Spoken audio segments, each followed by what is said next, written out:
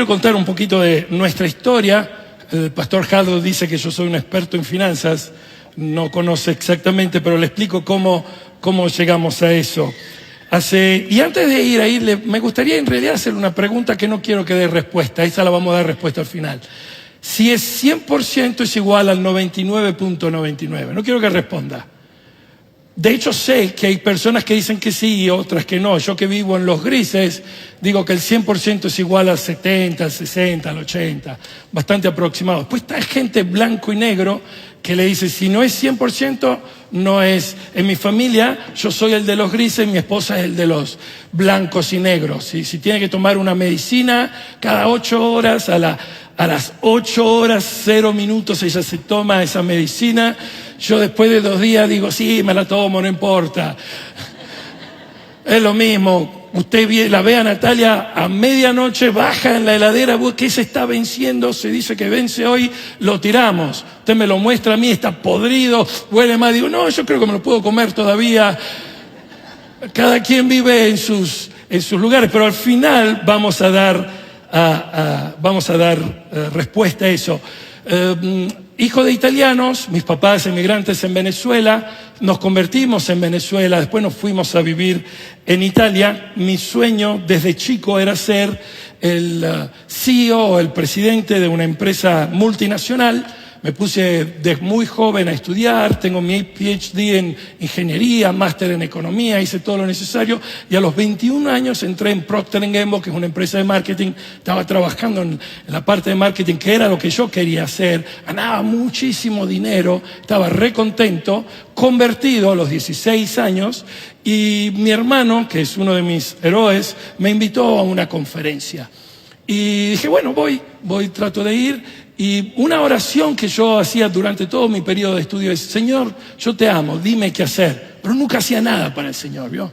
Le decía, te amo, dime qué hacer, pero estaba haciendo mis cosas, estaba persiguiendo mis sueños, persiguiendo lo que yo creía era lo importante. Cuando fui a esa conferencia sentí el llamado de Dios como nunca lo había sentido durante los años de iglesia. Y así que cuando el pastor pidió quién siente el llamado, yo fui adelante. Ese señor que después se volvió mi pastor por muchos años, me puso la mano y me dice, tú me dices, yo te amo, dime qué hacer. Me dijo las palabras que solo yo conocía, que yo oraba todas las noches en mi casa. Y ahí le dije, Señor, te doy todo. Y no sé si se acuerdan, pero la semana pasada la pastora nos dio un versículo que yo creo que nos pasó por alto. En Lucas 22, 32, y está Jesús hablando a Pedro y dice, pero yo he orado en oración por ti, Simón, para que tu fe no falle, de modo que cuando te arrepientas. Y estamos hablando del Pedro que dejó su familia, dejó los pescados, que siguió, el que dijo, Jesús, tú eres Señor, Salvador. El Pedro que siempre hablaba, se tenía que volver a arrepentir.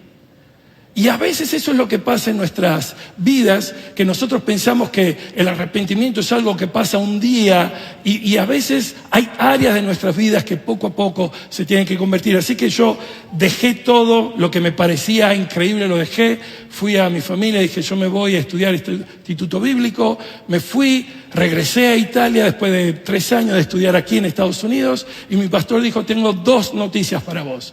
Una, quiero que seas pastor de joven, qué bien. Segundo, no tengo dinero para pagarte. Así que me puse a trabajar, empecé una empresa con algunos amigos y desde entonces nuestro modelo ha sido siempre tener una empresa que nos mantenga y servir en las cosas del Señor. Después conocí un pastor argentino que me dijo, venite a Argentina, por eso tengo acento argentino, aún habiendo nacido en Venezuela, y del 95 al 2000 estuvimos ahí en Argentina y nuestra iglesia creció de 2.000 a 12.000 personas en una explosión, la gente se convertía. Pero una de las cosas que me quedaba siempre como duda es que yo veía, la gente se convertía, pero no se renovaba en su mente. Venían de una manera y se quedaban en ese lugar, en esa posición. Como no había un progreso y Dios nos usó para traer como algo fresco, digamos, en ese tiempo, en el 2000, con Natalia, mi esposa, que es un poquito más loca que yo en esto, Sentimos que el Señor nos decía, vayan en Italia, no sabíamos cómo nos íbamos a mantener, no teníamos nada, no teníamos soporte, nos pusimos en un avión, nos agarramos Gianpaolo, que era el único hijo que teníamos ese tiempo, y nos fuimos a Italia. Y Dios proveyó. Le gustaría decir que todo estaba perfecto, muchas dificultades, muchos problemas, pero estuvimos plantando iglesias y ayudando a muchos a plantar iglesias. Eso duró on and off por 15, 16 años, y en el 2016-17, entendimos que ya había terminado el tiempo. Así que regresamos a Argentina, pero en el 2018 un amigo mío de Houston me llama el 5 de enero del 2018, me acuerdo el día, la hora, las palabras que me dijo.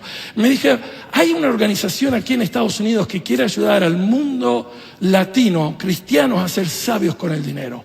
Inmediatamente sentí que era el llamado de Dios sobre mi vida. Así que hablamos con Natalia, Dios alineó las cosas, se nos dio la green card para la familia, no sin dificultades, pero desde el 2018 he estado aquí en Estados Unidos ayudando iglesias, personas, familias, empresarios latinos sobre todo, en temas de dinero. Y una cosa he aprendido, que el tema del dinero antes y sobre todo es un problema del corazón. Antes de un problema de matemática es un problema de nuestro corazón. Por eso es que hoy no le voy a dar cosas muy prácticas, nos llevaría mucho tiempo para hacer eso, pero le vamos a hablar un poquito de nuestro corazón, si me permite. Y cuando yo estoy siempre por dar estas conferencias, la primera imagen que doy en iglesias cuando hago workshop es la imagen que ven ahora. Porque la gente es muy emotiva cuando se habla de dinero. Dice, este me va a querer sacar dinero. O tiene miedo, o no quiere hablar. Hay muchas emociones, porque de repente fueron aprovechados. Entonces me gusta hacer ver esta imagen, porque le digo a la gente, esta es la hermana que le dijimos la semana pasada que vamos a hablar de dinero y se fue corriendo, ¿vio? Cierren la puerta, por favor, que no salga nadie hoy. Así que cuando hablamos de dinero se mueven muchas emociones. Hay familias que se rompen por dinero. Hay amistades de muchos años que se rompen por motivos de dinero. Hermanos, yo he sentado con decenas de hermanos que por motivos de dinero. Había gente que iba a Jesús y le reclamaba, dile a mi hermano que me dé mi parte de mi heredad, como si Jesús le estuviera a estar para eso. O sea que el tema del dinero es un tema muy importante. Así que me puse a leer la Biblia nuevamente. Y me leí la Biblia desde Génesis, Apocalipsis, me la leí toda con qué dice Dios sobre el dinero, sobre la riqueza y sobre la generosidad. Y una de las cosas que me puso más en crisis es en Hechos, al capítulo 2. Aquí quiero que entiendan esto. Se convirtieron, viene el Espíritu Santo, Pedro predica, se convierten miles de personas. E inmediatamente, en el mismo capítulo, después que dice que se arrepintieron, se convirtieron, nos describe esto, Lucas, el escritor, nos dice en Hechos 2:48, nos dice, todos los creyentes estaban juntos y tenían todo en común. Esto nos está dando una imagen. Vendían sus propiedades y posesiones y compartían sus bienes entre sí según la necesidad de cada uno. No dejaban de reunirse en el templo ni un solo día. De casa en casa hacían los grupos de conexión, ¿vio? Partían el pan y compartían la comida con alegría y generosidad. Y dice, ¿cómo pasó que esto de arrepentirse están vendiendo terrenos, están en común, están viviendo en generosidad? ¿Qué era que hizo que eso pasara hace 2000 años que hoy no vemos tanto? Es un poco como, yo les digo, es como cuando subo arriba de la balanza, en mi cabeza tengo un peso, pero el coso que dice ahí tiene otro peso, ¿vio? Ahí dice 220 y yo tengo 180 en la cabeza. Y es como, ¿cómo es que se vive esto que es lo que tendría que ser la expresión de nosotros creyentes, de nosotros que creemos en Cristo, y cómo es que la realidad a veces no es así?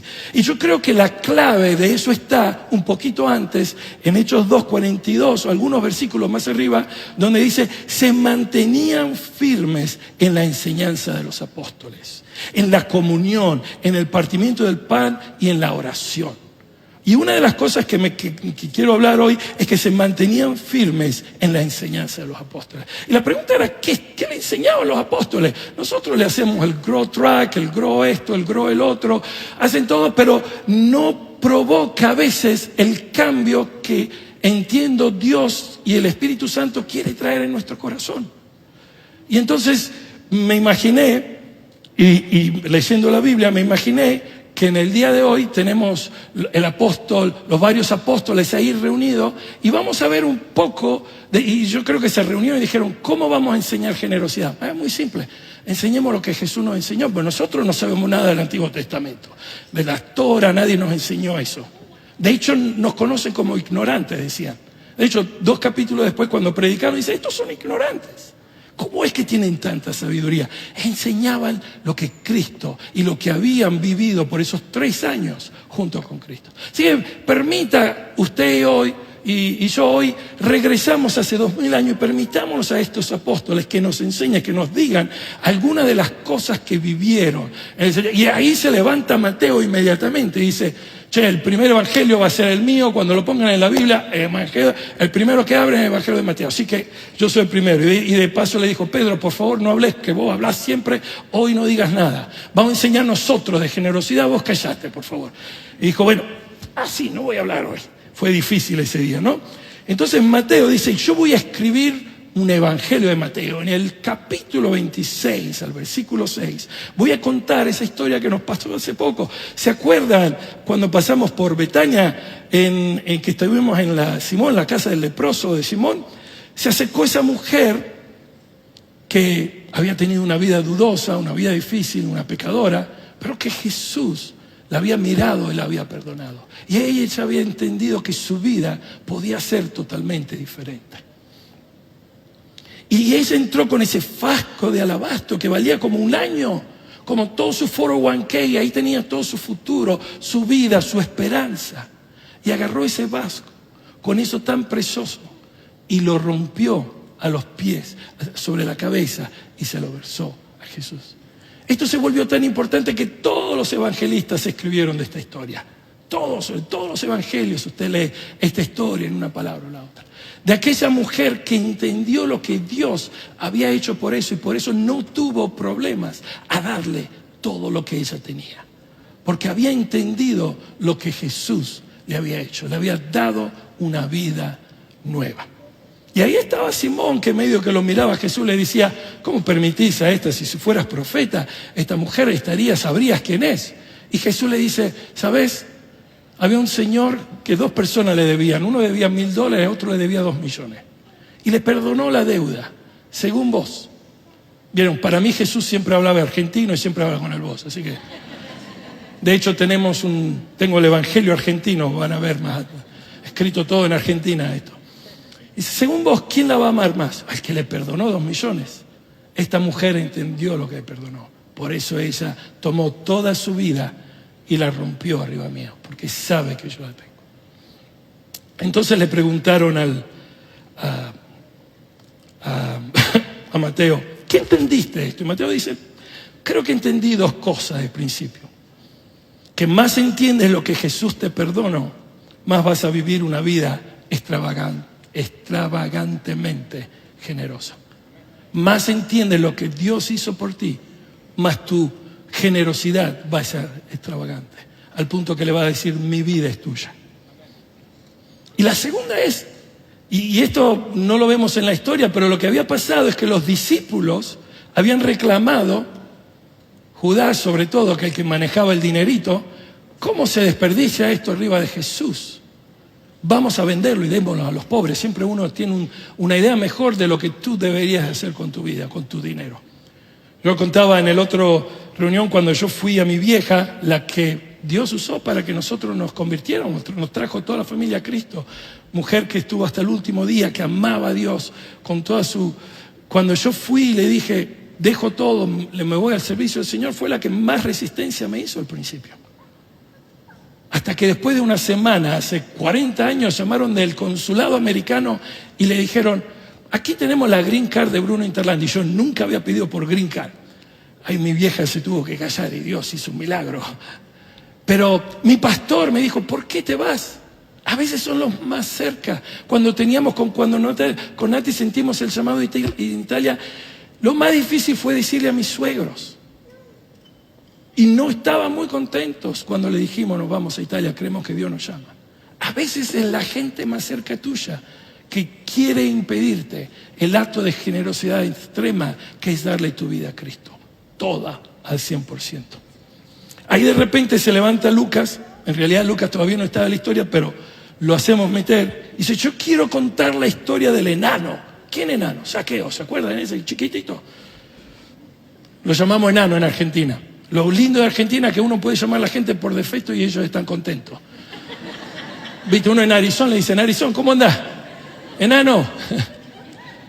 Gordo, ¿cómo andás? Las esposas, para darle un afecto, los maridos lo llaman gordo. ¿Cómo andás? Vení para acá, gordo. Aquí si le llamás eso, te digo, gordo, yo. Se la voy, toda tu abuela. Bueno, vamos.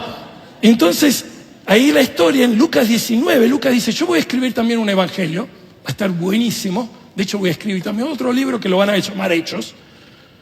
Y ahí en el 19 voy a contar la historia de Zaqueo, que era el enanito eso, que era jefe de los publicanos y era muy rico. Y él quería ver a Jesús, pero no podía, así que se metió, era pequeñito de estatura, y se fue arriba de una de las... Y en el versículo 5 dice, cuando Jesús llegó a aquel lugar, mirando hacia arriba, lo vio y le dijo, che, enano, bajá, que nos vamos a tu casa. Y él se fue a la casa y el enano estaba re contento. Y dijo, estaba tan contento de lo que Dios había hecho, siempre despreciado, siempre maltratado, por elecciones malas, pero siempre marginado. Y que Jesús, el rabí, el maestro, le hubiera dicho, yo voy a tu casa. Dijo, el 50% de lo que tengo se lo doy todo a los pobres. El 50%, todo. Y el otro 50%, si le hice daño a alguien, se le voy a devolver 4 veces. Cuando hizo esa afirmación, Jesús dijo, hoy ha venido la salvación a esta casa, por cuanto Él también es hijo de Abraham. La salvación que llega a nuestro corazón a veces tiene que llegar también a nuestro bolsillo. Tiene que llegar en la manera que manejamos el dinero. Así que le preguntaron, Lucas, ¿y qué aprendiste? Dice, es eso lo que aprendí, que si la salvación llega a tu corazón, llega también a tu bolsillo. Porque no puedes servir a 2 señores, está escrito por otra. ¿Se acuerdan el joven rico? Decía Lucas, él tenía todo, era un buen tipo. Pero cuando Jesús le dijo, deja todo y sígueme, puso cara triste y se fue, porque no estaba dispuesto a dar todo para él. Bueno, dice Marcos, se levantó y dice, yo voy a escribir el evangelio más cortito. No me reclame, va a tener solo 16 capítulos. Pero Lucas y Mateo me van a copiar muchas de las cosas que yo escribo. Se llaman los evangelios sinópticos. Si va al instituto bíblico va a aprender eso. Y voy a contar una historia que es increíble. ¿Se acuerdan? Pasó hace poco con Jesús. La voy a escribir en el capítulo 12. Voy a empezar en el versículo 41. Dice, Jesús está por morir, está a días de ser enterrado. Y les cuento una cosa, los últimos días se vuelven muy importantes. Le hablo ahora, en pocos meses voy a cumplir 60 años y mi cabeza está cambiando totalmente, porque entiendo que el tiempo que tengo es más limitado comparado con antes. Entonces todo lo que trato de hacer, lo trato de hacer con un propósito, con algo que tenga y que valga la pena. Hoy, si digo sí, es porque creo que tengo que hacerlo, o si no, digo no. Y Jesús estaba a minutos, y todo lo que Jesús estaba haciendo es propósito. Y mire lo que hace Jesús a minutos de subir sobre la cruz. Jesús se sentó frente al lugar donde se depositaban las ofrendas. Y estuvo observando, repito y leo, y estuvo observando cómo la gente echaba sus monedas en las alcancías del templo. Muchos ricos echaban grandes cantidades, pero una viuda pobre llegó y echó 2 moneditas de muy poco valor. Y ahí Jesús se para, llama a los discípulos y le dice, che Juan, che Pedro, vengan. Y los llama, ellos estaban en otro lugar, se para 2 minutos antes de subir a la cruz y llama a los discípulos, quería que aprendieran algo. Y dice, les aseguro que esta viuda pobre ha echado en el tesoro más que todos los demás. Estos dieron lo que les sobraba, pero ella de su pobreza echó todo lo que tenía, todo su sustento. Y le preguntan a Lucas, ¿y qué aprendiste de esto? Y por lo menos 3 cosas. Número 1, Dios mira cómo administro el dinero. Yo les aseguro que si en esta iglesia, cuando estamos dando la ofrenda, le viene el pastor Harold y viene, para ver cuánto están poniendo, ahora en poco, nadie regresa. Era lo que Jesús estaba haciendo, estaba mirando exactamente cómo la gente expresaba su generosidad a Dios. La segunda cosa, dice Lucas, que aprendí es que Él no quiere lo que no tienes. No fue a la viuda y le dijo, ¿por qué no diste más? Él no quiere lo que tienes. La mayoría de nosotros vamos a ser generosos cuando tengamos más, perdiendo la oportunidad de ser generosos cuando tenemos menos. Y el dinero solo hace una cosa. Le digo, tengo dinero, no he tenido dinero, he vivido. Solo amplifica quién tú eres. El dinero solo amplifica quién tú eres. Es un amplificador de quién tú eres. Si eres generoso con poco cuando tienes poco, te aseguro que vas a ser generoso cuando tenés mucho. No esperes. Dice, pero es poco. Porque vos pensás que le vas a cambiar la situación económica a Dios. Vos pensás si das más, Dios que como que estás más contento. Cuando tenía 2 peces y 5 panes, alimentó como 15.000 personas. Cuando el IRS le fue a pedir las taxas, le dijo, Pedro, andame a pescar un pescadito y saca la moneda de adentro, vamos a pagar los impuestos. Qué bueno estaría hacer eso, ¿no? Todos van al lago, el pastor me dijo que pescando, yo le aconsejo que vaya a trabajar, pero si tiene fe vaya a pescar y va a ver. Pero a Dios no le podés dar demasiado. Dios no está buscando nuestro dinero como si diga, ahora sí que Dios va a hacer algo. Vos te vas y Dios trae otros 100.000. ¿Me escucharon? Vos te vas y Dios trae otros 100.000. Si te ofende hablar de esto, evidentemente algo importante hay en tu corazón para que seas liberado. Y la última que nos duele también es, Dios no está interesado en tus obras. Le dijo, estos dan de los que sobra. Ella dio todo lo que tenía. Un poco como la historia que acabamos de leer. Él dio todo lo que tenía, el 50%, y si tengo que darlo todo, lo doy todo. No sé si me siguen esta mañana. Quiero cerrar, porque en la historia se aparece el pastor Harold, y todos lo miran y dicen, ¿qué hace este acá? 2000 años y regresaste. Y dice, no, tengo un científico que me dio un auto y regreso al futuro. Y dice, no cuenten más historias porque son casi las 12 y hay que cerrar la reunión. Así que ahí se regresó al futuro y dije, bueno, vamos a contar. Entonces, ahí estaba Juan que dice, yo fui el único que no hablé. Mateo, Marcos, Lucas, Juan, tengo que decir algo. Pero yo voy a hacer algo, no voy a decir nada del Evangelio. Pues el Evangelio mío es totalmente diferente, no le quiero anticipar, si no me lo copian. Pero voy a escribir un libro que se va a llamar Apocalipsis, Revelación. Nadie va a entender nada de ese libro. Va a haber caballo con 7 cabezas, pulpo, no, la gran... Pero al principio va a haber unas cartitas medio picantes. ¿Vio esas cartitas, esos regañitos medio picantes? Y una de las cartas se la voy a escribir a una iglesia que empezó pobrecita, las cosas le fueron bien, Dios empezó a bendecirlo, Dios empezó a prosperarlo, le fue las cosas bien y se olvidaron de él. Y la carta más o menos va a decir esto. En Apocalipsis 3:15 dice, conozco tus obras, sé que no eres frío ni caliente. Ojalá fueras lo uno o lo otro. Por tanto, como no eres frío ni caliente, sino tibio, estoy por vomitarte de mi boca. Dice, soy rico, me he enriquecido y no me hace falta nada, pero no te das cuenta de cuán infeliz y miserable y pobre y ciego y desnudo eres tú. Por eso te aconsejo que de mí compres oro refinado por el fuego, para que no te hagas rico, para que te hagas rico. Ropas blancas para que te vistas y cubras tu vergonzosa desnudez. Y colirio para que te pongas en los ojos y recobres la vista. Yo reprendo y disciplino a todos los que amo. Me estoy tomando este tiempo porque te amo. Me estoy tomando este tiempo porque creo en ti.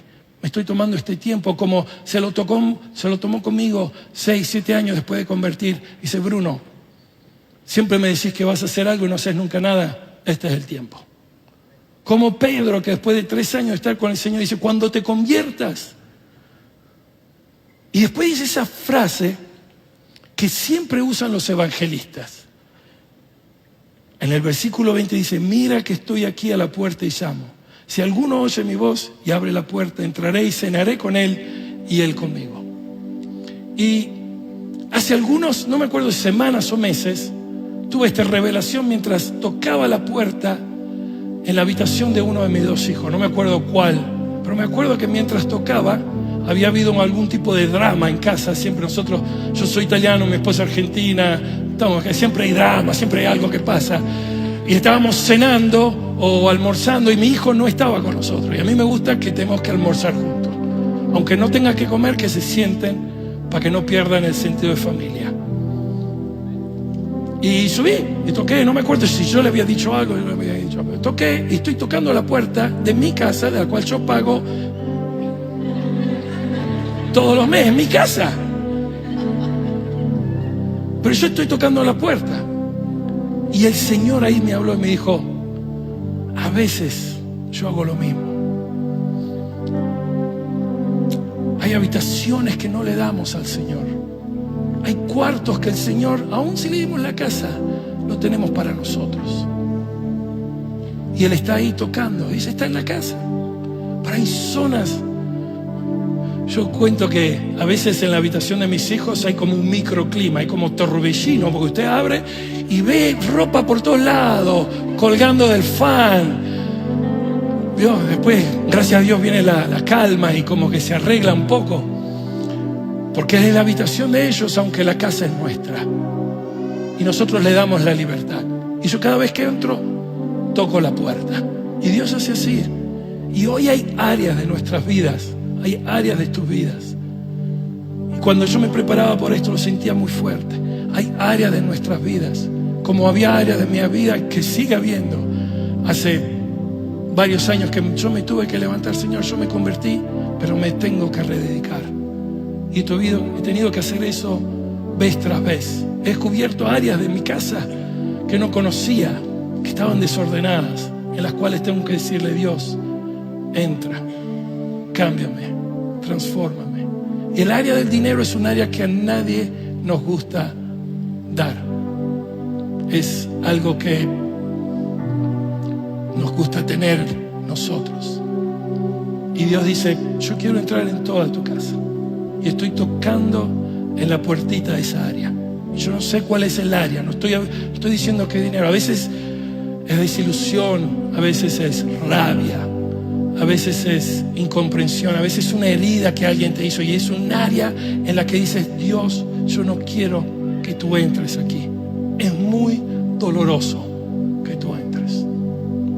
Entonces hoy te quiero pedir y les pido que cierren los ojos si quieren.